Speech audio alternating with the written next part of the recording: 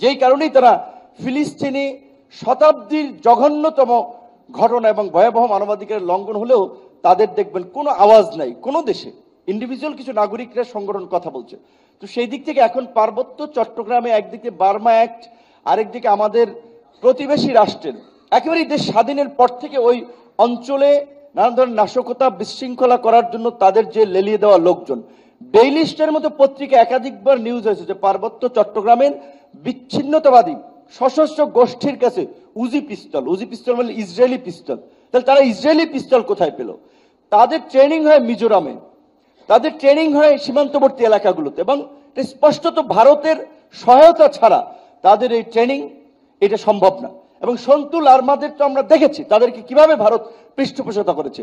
তো কাজে এই পার্বত্য চট্টগ্রামকে যারা দীর্ঘদিন ধরে স্বাধীন ভূখণ্ড নানান ধরনের বিচ্ছিন্নতাবাদী কর্মকাণ্ড করছে, এখন তাদের বিরুদ্ধে সরকার যখন কোনো অভিযান চালাবে, আমাদের সামরিক বাহিনী একটা অভিযান চালালো, বললো মানবাধিকার লঙ্ঘন হয়েছে, 2 জন মানুষ মারা গেছে।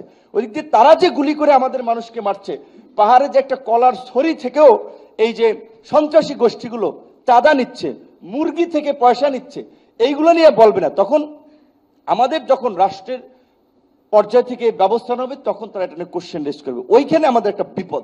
তো সেই জায়গা থেকে তবে আমি ব্যক্তিগতভাবে মনে করি, এবং আপনারা সবাই কথা বলেন, সরকার যেটা ভাই বলেছিলেন দুর্বল হওয়ার কারণে তারা ভয় পাচ্ছে।